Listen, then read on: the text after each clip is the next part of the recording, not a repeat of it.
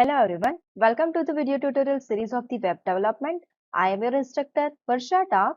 Let's start our lecture series. So today we are starting with the topics that is HTTP request and HTTP response. Okay, so let's start. So first of all, what is HTTP request message? So the browser translated the URL HTTP, for example, this is the www.test101.com. Okay, so this is this example of the dummy URL into the following request message. How this URL is transformed into request message. So here you can see this get docs index.html HTTP 1.1 host www.test101.com. Okay, so this is the format of the HTTP request message. So when we are searching any type of URL or when you are searching any information, so that is the path of one URL, and that URL will be translated into such type of request message. Okay, so when this request message reaches the server can take either one of these actions. Which are these actions? The server interprets the request received, maps the request into file under the server documents directory, and returns the file request to the client. Okay, so this is the first option. So what will happen when user will request? Okay, so this is the first option, that is what server interpret the request. If request reaches to the server, so it will interpret it will maps the request into the file under the server's document directory. So whatever the informations we are searching for, if it is available in the server, so it will map to that and it will returns the that informations to the client. Now second option is what? The server interprets the request received, maps the request into the program kept in the server, execute the program and returns the output to the program to the client. That means this is talking about, that means this point is talking about something web services that we are using from this server. So if you are using some web services from the server, you should have to provide the input, server will calculate according to that and it will reply according to that. Okay, and what is the third option? The request cannot be satisfied, the server returns an error message. If because of any error, server is not able to satisfy the request, then it will send the error. Got it? Now here you can see this is the message format. Okay, request message format. So here you can see this is the start line. What will be there in the start line? So here you can see the method, which method is used, get, post, etc. URI. Okay, so URI, that is the products.cosmeticproducts.html, that whatever URL is there, test101.com /product or anything. Okay, so that is the URL or URI. And here HTTP version, which HTTP version is used. Okay, and here this is the header format. So this informations will be there in the HTTP request message. Remember, in HTTP request message, body is not there. Okay, because we are requesting, so we don't have the body in the request message, but when the server replies, that reply message contains the body. Okay, now here you can see the start line. Start line contains the method, the URI and HTTP version.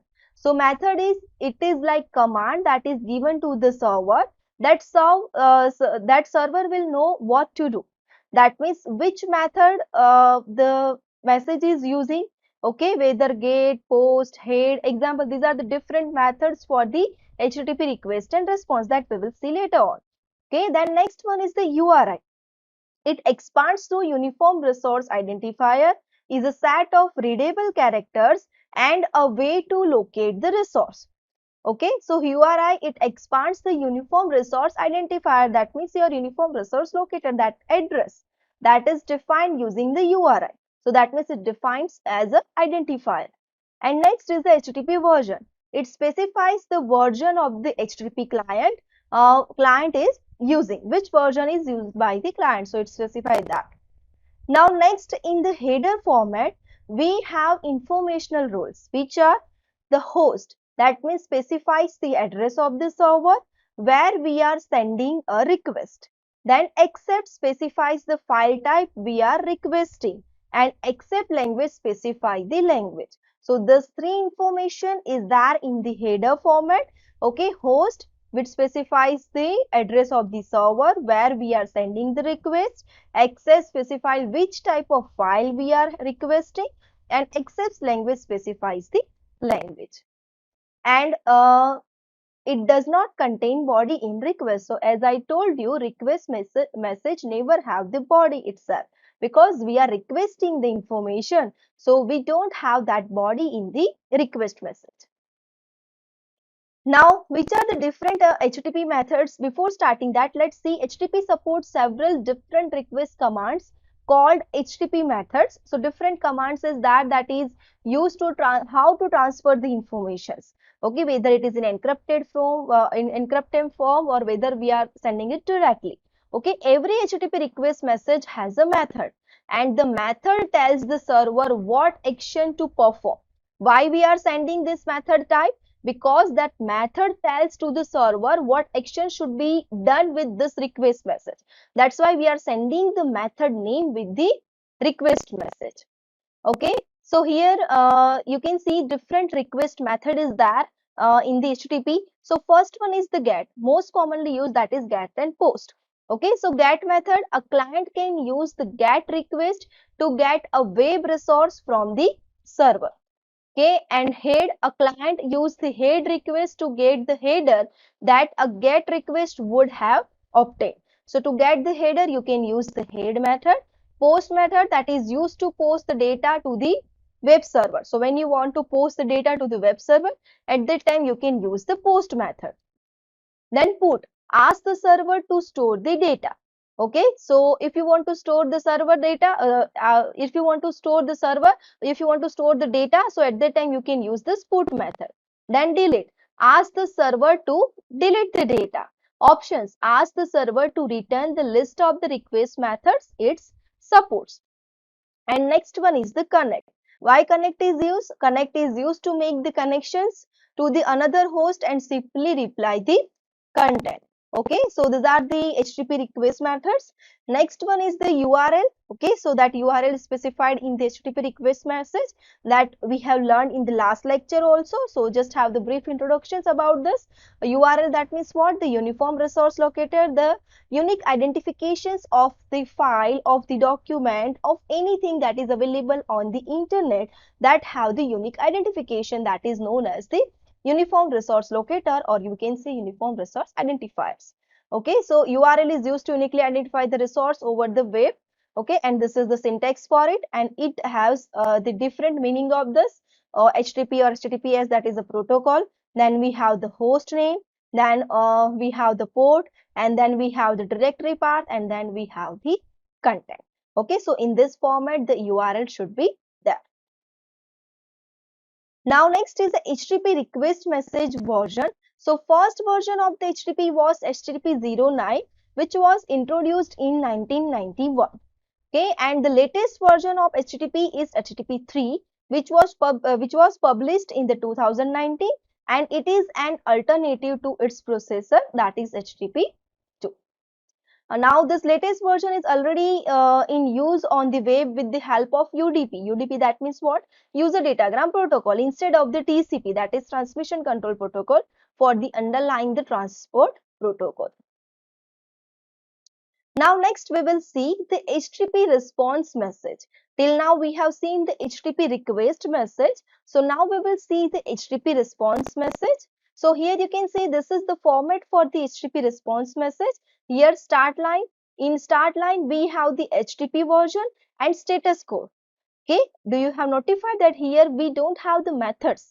We don't require the method type, which method is used, because method type is just used to inform the server which action should be taken. Got it? And next we have the header, same as we have the HTTP request message, and here we have the body.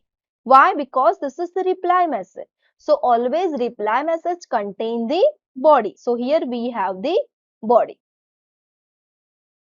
Now let's see in detail. First one is the start line. There is no method in the start line as it is only used in the request. So as I told you, in the response we have the HTTP version and the status code. Okay, so we have HTTP version and status code. This status code tells you what will happen to that document. If your document is not available, then it will give you error with some status code. Okay, HTTP version, it specifies the version of the HTTP a client is using. Status code, it tells the client if the request succeed or fail. For example, 404 page not found, 200, okay. Sometimes you will get see this type of error. 404 that page not found, or sometimes forbidden gap is there. So such type error you will get. So what is the meaning of this? This error is given by the server because your page is not available. That's why. Okay, the header will contain the same information as the request. Host specifies the address of the server where a request is sent. Then accept specifies the request file type, and accept language specify the language. And we have the body. So body will hold the file that we have served. That means that we have requested. So that file should be there in the body. So this is the format of the response message. Now, which are the different status code and phrase? Okay, so what is the meaning of different status digit and its meaning? So here you can see if you will get the 200, that means it is okay. That means your page is properly replied. 201, that means created. Then 202, that means accepted. Then 204, that means no content. 301, that means moved permanently. Then 302, that means moved temporarily. 304, that means not modified. 400, that means it is a bad request. 401, that means it is unauthorized. 403, that means the forbidden. 404, that means file not found, page not found. 500, that means initiated server error. Then 502, that means bad gateway. And 503, that means SVC not available. Okay, so these are the different status code and its phrase. Now let's see the difference between HTTP and HTTPS. What is the difference between this HTTP and HTTPS? So what is the meaning of this? Let's see. Here HTTP versus HTTP. So here HTTP, that means what? Your data, whatever the site you are requesting, that is not secure. Okay, sometimes you will see that red color red color symbol is there, and if the site is secure, you will see the green color symbol, that lock symbol. That means your site, the site that you are requesting, that is safe. Okay, so here HTTP, here you can see the HTTP www.example.com, password abc123. Here this Helen is requesting this file, so without password encryption, so hackers see the abc123. So that means this is what? Unsecured file. Okay, so when you are using the HTTP protocol, that is unsecured, and HTTPS, so hypertext transfer protocols with security, we can say like that. Okay, so here this is a secure protocol. Okay, so here you can see the HTTP www.example.com, password abc123. If this portion will be transferred, then with password encryptions, hacker see XYZ like this statement. So hacker is not able to see the password of this particular person who is login in this website. Okay, because of this protocol HTTPS. And here we are using HTTP, so that's why this hacker can see the text as it is transferred to that particular site. So this is the difference between HTTP and HTTPS. Now, summary of this lecture, we have learned about the HTTP request and HTTP response. Okay, in last lecture, we have learned the basic information about what is the HTTP protocol. Okay, so in this lecture, we have learned about what is HTTP request, how we are going to transfer the request to the server, how this request will be converted in the specified format that can be understood by the server. Okay, and how server will reply according to the our request.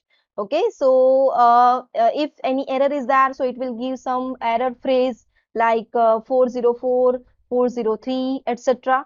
And if page is successfully retrieved from the server, then that page will be available to the client. Okay, so here we have defined two things, HTTP request and HTTP response. Okay, so this is all about this lecture. Remaining interesting topic we will cover in the next lecture.